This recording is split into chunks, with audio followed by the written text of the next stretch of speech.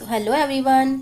इस वाले एपिसोड के स्टार्टिंग में हम लोग देखते हैं कि बुसाबा अपने घर के सामने जो खाली वाला स्पेस होता है उसे नाप रही होती है, क्योंकि उसे रेस्टोरेंट जो खोलना है। तो उसकी दादी उसे क्वेश्चन करती है कि तुम रेस्टोरेंट खोलने के बारे में तो प्लान कर रही हो, पर ये ना बहुत ही ज़्यादा मुश्किल है, क्या तुम हैंडल कर पाओगी? तो बुसाबा उन्हें कहती है कि ऑफकोर्स दादी, मैं हैंडल कर लूँगी, और वैसे भी आपकी रेसिपीज़ और मास्टर रामपाई की रेसिपीज़ यूज़ करूँगी ना, तो एक छोटा सा रेस्टोरेंट तो खोल ही सकती हूँ। और उसे सडनली उस रेसिपी बुक के बारे में याद आता है जो कि वो होटल किनारी में भूल के आ गई थी। एंड वो जल्दी से दौड़ के अपनी रूम में जाती है और कबर्ड में एंड बेड के नीचे हर जगह पे ढूंढती है, पर उसे वो रेसिपी बुक कहीं भी नहीं मिलती, क्योंकि वो तो सरन के पास है। बट तभी मास्टर रामपाई का बुसाबा को कॉल आ जाता है। तो बुसाबा को तो समझ ही नहीं आ रहा होता कि वो उन्हें क्या बताए कि उसने उनकी वो स्पेशल रेसिपी बुक खो दी। एंड उसकी तो हिम्मत ही नहीं हो रही होती कॉल आंसर करने की, पर वो हिम्मत करके कॉल आंसर करती है। तो मास्टर उसे चिल्लाते हुए कहते हैं कि बुसाबा, तुमने मेरी रेसिपी बुक का अच्छे से ख्याल क्यों नहीं रखा? हाँ, और तुम्हारी हिम्मत कैसे हुई उसे खो देने की? तो बुसाबा ये सुनकर पूरा एकदम शॉक्ड हो जाती है और वो सोचने लगती है कि इन्हें कैसे पता चल गया कि वो स्पेशल रेसिपी बुक मुझसे खो गई है। और सीन सीधा सरन पे शिफ्ट होता है, जो अपने घर अपनी मॉम से मिलने के लिए आता है। देन तभी वहाँ पे एक छोटी बच्ची आती है और वो सीधा सरन को हक कर लेती है। वैसे इसका नाम है अन्ना, और ये ना सरन के बड़े भाई अखिल की बेटी है, लेकिन एक कार एक्सीडेंट में अखिल और उसकी वाइफ की डेथ हो चुकी है, तो अभी ये इन्हीं के साथ रहती है। देन मिसेस सू उसे कहती है कि अब तो 3 साल हो चुके हैं अन्ना के पेरेंट्स की डेथ को, but just forget about him, तुम्हें मुझसे कुछ बात करनी थी ना? तो सरन उन्हें कहता है कि हाँ, वो मैंने ना रेस्टोरेंट के लिए कुछ डिसाइड किया है। तो मिसेस सू कहती है कि अब तुम्हें कुछ भी डिसाइड करने की कोई ज़रूरत नहीं है, क्योंकि मैंने रेस्टोरेंट को सेल करने का डिसाइड कर लिया है, और वैसे भी अखिल की डेथ के बाद होटल बिजनेस कुछ खास अच्छा तो चल नहीं रहा है। तो सरन उन्हें कहता है कि ये सब आपको मुझसे पहले डिस्कस कर लेना चाहिए था, और वैसे भी उस दिन ना भाई अखिल की जगह पे मुझे वहाँ होना चाहिए था। तो मिसेस सू उसे एक थप्पड़ लगाती हैं और उसे कहती हैं कि अगर तुम उस एक्सीडेंट की रिस्पॉन्सिबिलिटी खुद पे लेना चाहते हो ना, तो बेटर है कि तुम अन्ना के लिए एक बेस्ट मॉम ढूंढ के लेके आओ जो उसका ख्याल रखे। एंड वहाँ से चली जाती हैं और हमें पास्ट की स्टोरी दिखाई जाती है कि actually Saran, Anna, Akhil and उसकी वाइफ साथ में कार से कहीं जा रहे थे, और उस टाइम पे ना सरन ही कार ड्राइव कर रहा था, लेकिन उसका मूड थोड़ा ऑफ था क्योंकि उसकी गर्लफ्रेंड उसे छोड़ के स्विट्जरलैंड जो चली गई थी। बट तभी सडनली उनकी कार के सामने एक बाइक वाला आ जाता है और उससे बचने के चक्कर में ना इनकी कार का एक्सीडेंट हो जाता है, जिसमें अखिल और उसकी वाइफ की डेथ हो जाती है। और उसी दिन के बाद से अन्ना की आवाज़ भी चली गई और अब वो कुछ भी नहीं बोलती। एंड बेचारा सरन खुद को ही उस एक्सीडेंट के लिए ब्लेम करता है, क्योंकि कार वही ड्राइव कर रहा था। देन नेक्स्ट हम बुसाबा को देखते हैं, जो कि अपनी मास्टर से अच्छी खासी डांट सुनने में बिजी होती है, और मास्टर भी उसे अच्छे से सुनाए जा रही होती है कि लाइक तुम कितनी ज़्यादा इरिस्पॉन्सिबल हो, तुम ऐसे कैसे मेरी वो रेसिपी बुक कहीं पे भी भूल सकती हो, मैंने तुम पे कितना ज़्यादा बिलीव करने के बाद वो रेसिपी बुक तुम्हें दी थी, और पूरा उस पर गुस्साए जा रही होती है। और वहीं बेचारी बुसाबा तो बस उन्हें सॉरी सॉरी बोले जा रही होती है, क्योंकि वो और कुछ तो बोल नहीं सकती ना। देन वो थोड़ी सी हिम्मत करने के बाद उन्हें पूछती है कि एक्चुअली ना आपको पता कैसे चला कि वो रेसिपी बुक मैंने खो दी है? तो मास्टर उसे बताते हैं कि मुझे ना किसी ने कांटेक्ट किया था, एंड उसी ने बताया कि तुम उसके रेस्टोरेंट में वो रेसिपी बुक भूल के आ गई हो।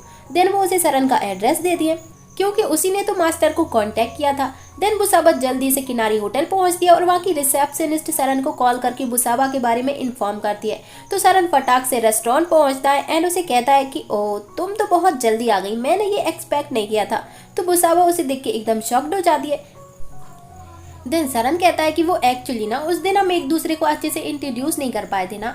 एंड वो बुसाबा को अपना बिजनेस कार्ड देते हुए अपना नाम और अपने बिजनेस के बारे में बताता है। तो बुसाबा उसे कहती है कि क्या आप पहले मुझे मेरी वो बुक वापस कर सकते हैं? तो सरन उसे सॉरी बोलते हुए कहता है कि मुझसे ना गलती से इस बुक के लास्ट पेजेस पे कॉफ़ी गिर गई थी। तो बुसाबा उसे पूरा सुनाने लगती है कि तुम ऐसा कैसे कर सकते हो, हाँ, एंड उन पेजेस पे ना एक स्पेशल वाली रेसिपी थी जो कि मैंने अभी तक ट्राई नहीं की है, और तुम ऐसा कैसे कर सकते हो, हाँ। और वो जल्दी से सरन से अपनी बुक छुड़ाती है एंड उसे देखने लगती है कि कहीं उसकी बुक खराब तो नहीं हो गई है, पर उसकी बुक बिल्कुल ठीक थी एंड उस पर कोई कॉफ़ी वॉफ़ी नहीं गिरी थी। तो बुसाबा उसे कहती है कि तुमने मुझसे झूठ क्यों बोला, हाँ। तो सरन उसे कहता है कि वो मैं तो बस ये चेक कर रहा था कि तुम्हें इस बुक की सारी रेसिपीज याद है या फिर नहीं, क्योंकि तुम थाईलैंड के फेमस मास्टर रामपाई की स्टूडेंट हो ना, तो ये एक्सपेक्टेशन तो तुमसे रख ही सकता हूँ। और वो बुसाबा को स्टेयर करने लगता है। तो बुसाबा उसे क्वेश्चन करती है कि तुम मुझे ऐसे क्यों देख रहे हो? देन वो उसे कहता है कि बिकॉज मैं चाहता हूँ कि तुम हमारी टीम को ज्वाइन करो। और वो अपनी न्यू रेस्टोरेंट के बारे में उसे बताता है जिसे खोलना उसका सपना है, पर उसके लिए उसे एक रिस्पॉन्सिबल इंसान की ज़रूरत है जो उस रेस्टोरेंट को चला सके। देन वो आगे कहता है कि और वो रिस्पॉन्सिबल इंसान हो तुम, और तुम उस रेस्टोरेंट की ना परमानेंट चीफ रहोगी। तो बुसाबा उसे क्वेश्चन करती है कि क्या चीफ?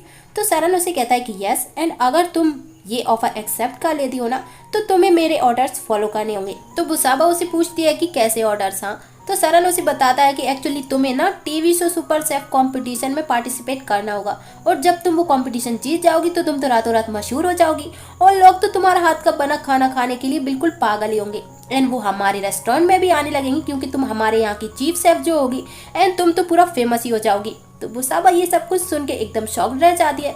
देन वो उसे कहती है कि ओह तुम्हारा हो गया क्या, तो एक्सक्यूज मी, एंड वो वहाँ से जाने लगती है। पर सरन उसे कहाँ जाने देने वाला था, एंड वो उसे रोकते हुए कहता है कि वेट वेट, हाँ तुम अभी मेरी बात को ठीक से समझ नहीं रही हो, एंड मैं तुम्हें प्राइज मनी बताना तो भूल ही गया। देन बुसाबा उसे कहती है कि मैं सब कुछ समझ गई हूँ, बट मुझे इस समय कोई इंटरेस्ट नहीं है, एंड प्राइज मनी मेरे लिए कोई मायने नहीं रखती क्योंकि मुझे टीवी पे आना बिल्कुल भी पसंद नहीं है। पर सरन तो मान ही नहीं रहा होता, तो बुसाबा उसे जोर से धक्का मार के वहाँ से चली जाती है, और सरन सीधा बेचारा दीवार से जाके टकरा जाता है, एंड उसके कंधे में चोट भी आ जाती है। पर वो कहाँ मानने वाला था, और वो जल्दी से दौड़ते दौड़ते बुसाबा के पीछे जाता है उसे रोकने के लिए। एंड वो उसे कहता है कि एटलीस्ट मेरी बात तो सुन लो, अगर कंपटीशन के बारे में नहीं सुनना है ना, तो प्लीज मेरे रेस्टोरेंट के शेफ वाले ऑफर के बारे में तो सोच लो। पर वो तो सीधा उसे मना करके फटाक से टैक्सी में बैठ के वहां से निकल लेती है। तो सरन उसके पीछे से उसे गुस्से में कहता है कि मैं कुछ भी करके तुम्हें तो अपनी टीम में ज्वाइन करवा के ही रहूंगा, यू बुल आंटी। एंड ये सब ना काफी ज्यादा फनी होता है। देन हम देखते हैं कि बुसाबा जैसे घर पहुंचती है तो बेचारी एक प्रॉब्लम से निकली नहीं, एंड दूसरी उसके घर पे बैठी होती है। एक्चुअली मैं ना बुसाबा के डैड ने कुछ पैसे किसी से उधार लिए थे, और उन्होंने अपना घर उन्हें गिरवी भी रख दिया था, पर अब तो वो रहे नहीं, तो उनका कर्जा कौन पटाएगा। एंड जिस बंदे से उन्होंने पैसे कर्जा लिए थे, अब उनकी बेटी बुसाबा के घर पे आके उन्हें ये सब बता दिए कि या तो आप हमें हमारे पैसे दे दीजिए, अदरवाइज हम आपका घर ले लेंगे। और अभी ना मैं यहाँ पे सिर्फ बात करने के लिए आई हूँ, बिकॉज मुझे पता है कि आपकी फैमिली यहाँ पे रहती है। तो बुसाबा उसे कहती है कि हम इस घर को बहुत प्यार करते हैं, एंड हम इसे छोड़ के कहीं भी नहीं जाएंगे।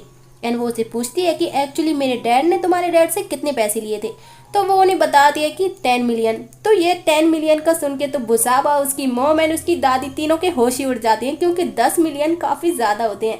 और ये तीनों साथ में ही बोलती है कि क्या 10 मिलियन। एंड वहीं चंगतन रेस्टोरेंट में सरन अपने चीफ को एक रेसिपी बुक देता है, एंड उसे बताता है कि ये मास्टर रामपाल की बुक की कॉपी है, मैंने ना उस बुक की सारी रेसिपीज इसमें कॉपी कर दी हैं, अब हमें ना उस वुल आंटी की कोई ज़रूरत नहीं है। पर चीफ उसे वो रेसिपी बुक वापस करते हुए उसे कहते हैं कि देखो, अगर हम ये सेम रेसिपीज यूज़ करके सेम डिश बना भी लेते हैं ना, तब भी वो टेस्ट नहीं आएगा जो बुसाबा के खाने में था। पर सरन को तो कुछ समझ ही नहीं आता, तो चीफ उसे प्रैक्टिकली करके समझाते हैं, और वो अपने शेफ को वही सूप बनाने का बोलते हैं जो कि सरन ने टेस्ट किया था। देन सरन अपने शेफ का बना हुआ सूप टेस्ट करता है, तो चीफ उसे पूछते हैं कि कैसा है। हाँ, तो अब तुम्हें डिसाइड करो कि तुम्हें किसका सूप ज़्यादा पसंद आया है। तो सरन को ये सूप टेस्टी तो लगता है, पर वैसा टेस्टी नहीं लगता जैसा बुसाबा का था। और फाइनली सरन के भेजे में बात समझ आती है कि सिर्फ रेसिपीज कॉपी करने से कुछ भी नहीं होता, सभी के हाथों में अपना अपना टेस्ट होता है। देन वो जल्दी से रिसेप्शनिस्ट के पास जाता है, एंड वहाँ से बुसाबा की आईडी का फोटो क्लिक करता है जिसमें उसका एड्रेस था, एंड वो सीधा उसके घर ही पहुंच जाता है। तो उसे ना घर के अंदर से जोर जोर से चिल्लाने की आवाज आने लगती है, क्योंकि बुसाबा की मॉम उनके हस्बैंड को गालियां देने में जो लगी थी, क्योंकि वो उनके लिए 10 मिलियन का कर्जा जो छोड़ गए थे। देन वो उन्हें अच्छे से सुनाए जा रही होती है कि तुमने कभी हमारे बारे में नहीं सोचा, अपने बच्चों के बारे में नहीं सोचा, अब हम क्या करेंगे, कहाँ जाएंगे, एंड पूरा उन पे चिल्लाए जा रही होती है। तो बुसाबा की दादी उन्हें कहती है कि तुम चिल्लाना बंद करो, कि तुम्हारे चिल्लाने से वो वापस आ जाएगा, और हमारे साथ यहाँ बैठ कर ना ये सोचो कि इस प्रॉब्लम को कैसे सॉल्व करना है। पर वो तो पूरा चिल्लाए जा रही होती है, तो उनकी तबीयत थोड़ी सी खराब हो जाती है, एंड वो नीचे गिर जाती हैं। तो दादी एंड बुसाबा जल्दी से उन्हें उठाने लगती हैं, और बुसाबा उन्हें कहती है कि कोई बात नहीं मॉम, आप टेंशन ना लो, सब कुछ जल्दी से सॉर्ट आउट हो जाएगा। तो सरन बाहर से ही कहता है कि ये तो उस बुल आंटी की आवाज़ है ना, एंड वो अंदर आकर बुसाबा और उसकी मॉम की सारी बातों को सुन लेता है। देन तभी सडनली उसके सामने बुसाबा की दादी अपने हाथ में रैकेट लेके वहाँ पे आ जाती हैं, और वो सरन को क्वेश्चन करती है कि तुम कौन हो। हाँ, तो बेचारा सरन तो पूरा डर ही जाता है, एंड वो उन्हें शांत रहने का बोलने लगता है। देन तभी बुसाबा कहती है कि तुम यहाँ पे कैसे आए। हाँ, तो सरन उन्हें कहता है कि एक्चुअली मैं ना यहाँ पे तुम्हें देखने के लिए आया था। देन वो बुसाबा की दादी और मॉम को हेलो बोलता है, एंड उन्हें बताता है कि वो बुसाबा का न्यू बॉस है। तो दादी और मॉम तो पूरा शॉक्ड हो जाती है, एंड वो उसे क्वेश्चंस करने लगती हैं कि तुमने हमें अपनी न्यू जॉब के बारे में क्यों नहीं बताया। हाँ, कब ली तुमने अपनी न्यू जॉब। तो अब बेचारी बुसाबा उन्हें क्या ही बताए, क्योंकि उसे खुद ही अभी पता चला है। देन दादी सरन से उसका नाम पूछती है, तो सरन उन्हें अपना नाम और अपने बारे में बताता है, एंड उन्हें अपना बिजनेस कार्ड भी देता है, और बेचारा बस स्माइल किया जा रहा होता है। फिर सभी अंदर जाके बैठ जाते हैं। तो दादी बुसाबा के कान में उसे कहने लगती है कि तुम्हारा न्यू बॉस ना बहुत ही ज्यादा हैंडसम है और प्रिटी भी है, और उसे इशारे किए जा रही होती हैं। तो बुसाबा उन्हें कहती कि दादी ये मेरा बॉस नहीं है, एंड ना ही मैं इसके लिए काम करती हूँ, पर दादी कहाँ मानने वाली थी। एंड वो तो पूरा क्वेश्चन पे क्वेश्चन किए जा रही होती है कि तुम कहाँ रहते हो, कितने साल के हो, कितने भाई बहन हो। जैसे हमारे यहाँ पे जब कोई लड़का लड़की को देखने आता है ना, तो हमारे भाई बहन रिलेटिव सभी उससे क्वेश्चंस करने लगते हैं ना, बिल्कुल वैसे ही। तो सरन उन्हें अपने बारे में बताता है कि एक्चुअली मेरी एज 27 है एंड मेरा एक बड़ा भाई भी था, पर अब वो नहीं है, तो मैं ही सब कुछ संभालता हूँ। तो बुसाबा की दादी और उसकी मॉम तो पूरा खुशी हो जाती है कि हाँ ये बंदा इकलौता है। देन उसकी दादी उसके कान में कहती है कि हाँ पर ये ना 27 का है, तुमसे 8 साल छोटा। पर कोई नहीं, आजकल के लड़कों को ना अपनी ऐसे बड़ी लड़कियां काफी ज्यादा पसंद आती हैं।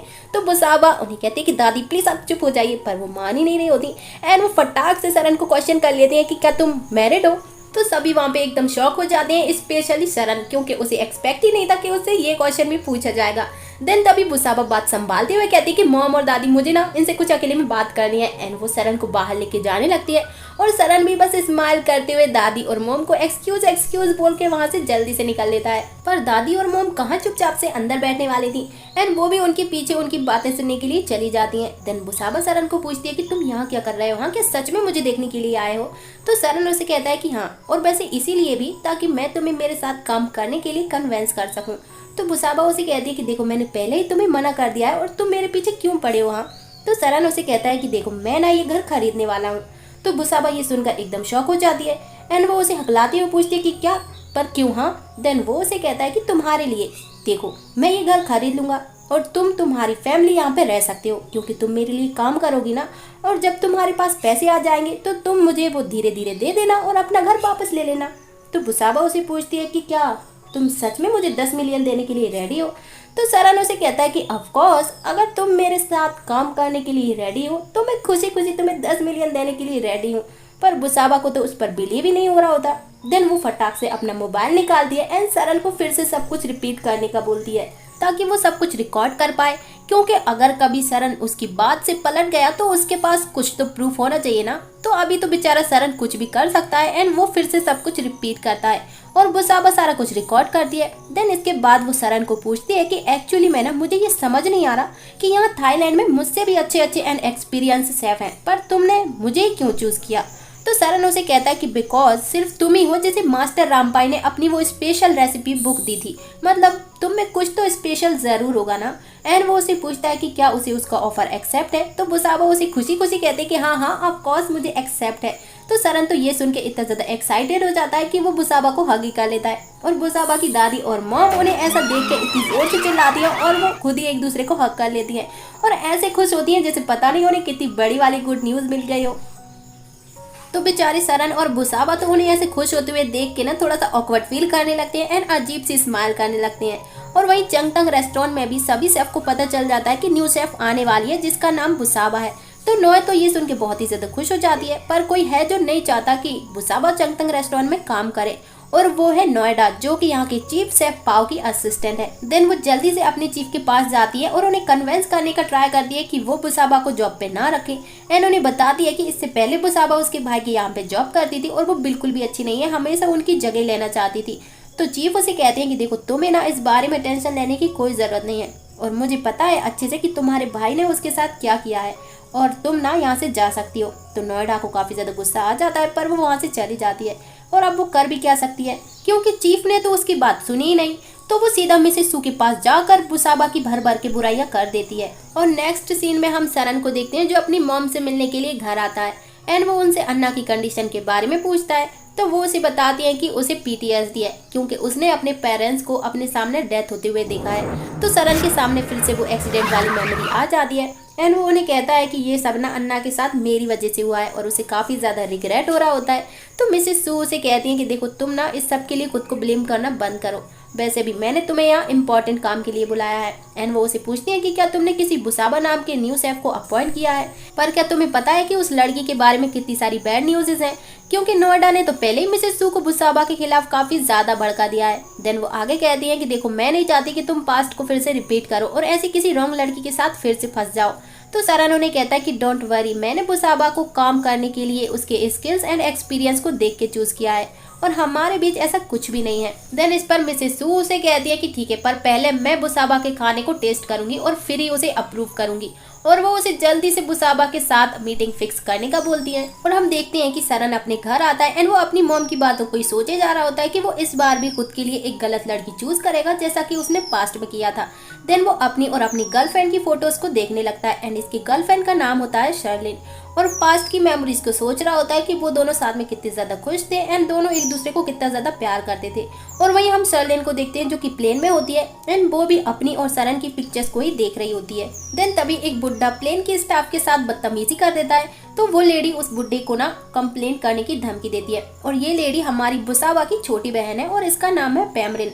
देन वो बुड्ढा तो उल्टा उसी पर भड़क जाता है, तो बेचारी शर्लिन को ना बीच में आना ही पड़ता है एंड वो उस बुड्ढे को अच्छे से पहले तो सुनाती है एंड उसे वो वीडियो फुटेज दिखाती है जो उसने अभी रिकॉर्ड की थी, जिसमें ये बुड्ढा ना साफ साफ अपना टर्की पना दिखा रहा था। तो वो बुड्ढा तो ये देख के और भी ज्यादा गुस्सा हो जाता है एंड वो वहाँ से चला जाता है। देन शर्लिन को पैमरिन थैंक यू बोलती है एंड उसे अपना कॉन्टेक्ट नंबर देती है कि अगर आपको यहाँ थाईलैंड में किसी भी चीज की जरूरत हो ना तो आप मुझे जरूर बताना। और फाइनली फ्लाइट लैंड होती है, तो बुसाबा पैम को लेने के लिए एयरपोर्ट आती है और पैम तो शर्लिन की पूरा गुणगान गाए जा रही होती है कि अभी प्लेन में मैं एक लेडी को मिली थी एंड वो इतनी ज्यादा अच्छी थी, उसने मेरी इतनी ज्यादा हेल्प की। और नेक्स्ट सीन में हम देखते हैं कि बुसाबा, उसकी दादी एंड उसकी मॉम घर पे कुछ काम कर रही होती हैं। तो बुसाबा की मॉम बुसाबा से बातों ही बातों में थॉट के बारे में पूछती हैं कि बहुत दिन हो गए थॉट हमारे घर नहीं आया। तो बुसाबा उन्हें अपने ब्रेकअप के बारे में तो बताने से रही। देन वो उन्हें कहती है कि वो ना अभी कुछ ज्यादा ही बिजी है और उसे ना टाइम नहीं मिल रहा इसलिए नहीं आया। और वो अपनी दादी की तरफ देखने लगती है एंड उसकी दादी भी उसे देख रही होती है। देन हम लोग देखते हैं कि पैम बुसाबा को पूछती है कि तुम्हारा और थॉट का ब्रेकअप हो गया है ना, आई एम राइट। तो बुसाबा उसे कहती है कि तुम्हें कैसे पता। हाँ, तो पैम उसे बताती है कि मैंने ना थॉट का फेसबुक स्टेटस चेक किया था और अब वो सिंगल है। तो बुसाबा कहती है कि हमने ना ब्रेकअप कर लिया है। तो पैम उसे पूछती है कि क्यों। हाँ, एंड वो पूरा शॉक हो जाती है। देन बुसाबा उसे कहती है कि वो ना एक्चुअली उसने मुझे बोला कि मैं उसके टाइप की लड़की नहीं हूँ क्योंकि मैं काफ़ी ज़्यादा अगली हूँ। देन वो उसे कहती है कि क्या, उसकी हिम्मत कैसे हुई मेरी दी को ऐसा बोलने की, आपको ना उसे खींच के एक थप्पड़ लगा देना चाहिए था। तो बुसाबा उसे कहती है कि just forget about him and वहाँ से चली जाती है। देन पैम अपना दिमाग चला दिया और वो बुसाबा के फोन में मैच मेकर ऐप इंस्टॉल कर देती है एंड खुद से ही कहती है कि थॉट तुम्हें ना मेरी बहन को डंप करने का रिग्रेट जरूर होगा। और नेक्स्ट मॉर्निंग हम देखते हैं कि बुसाबा सुबह 4 बजे उठ जाती है क्योंकि उसे मिसेस सू को अपना खाना खिला के इम्प्रेस जो करना है। और वो अपना सारा सामान वामान लेके पहुंच जाती है किनारी होटल पर। टैक्सी वाले की गलती की वजह से ना एक बॉक्स नीचे गिर जाता है और उस बॉक्स के सारे नारियल नीचे गिर जाती हैं। तो बुसाबा उस टैक्सी वाले पे काफी जोर से चिल्लाती है एंड वो अपने सारे नारियल उठाने लगती है। तभी सरन भी वहाँ पे आ जाता है, तो बुसाबा उससे अपनी हेल्प का बोलती है और बेचारी सरन को ना चाहते हुए भी उसकी हेल्प तो करनी ही पड़ती है। और वो उसकी हेल्प करते हुए उसे क्वेश्चन करता है कि तुम आजकल इस मिक्सी के टाइम के जमाने में अभी भी ये सिलवट्टा और ये सब सामान यूज करती हो। तो बुसाबा उसे कहती कि हाँ ऑफ कोर्स, क्यों नहीं कर सकती क्या। तो सरन उसे ज्यादा कुछ तो बोल नहीं सकता। देन वो बस उसे अजीब तरीके से देखने लगता है एंड वो उसकी हेल्प करता है और सारा सामान किचन में लेके जाता है एंड वहाँ के सभी शेफ और अपने स्टाफ से बुसाबा को इंट्रोड्यूस करवाता है। तो वहाँ के सभी शेफ और पूरा स्टाफ काफी ज्यादा खुश होते हैं, पर नोएडा तो पूरा गुस्सा ही जाती है क्योंकि वो तो चाहती ही नहीं थी कि बुसाबा यहाँ पे काम करे। और इसी नोट के साथ कि क्या बुसाबा मिसेस सू को इम्प्रेस कर पाएगी या फिर नहीं, ये वाला पार्ट यहीं पे एंड होता है। तो see you for the next video, सायोनारा, बाय बाय।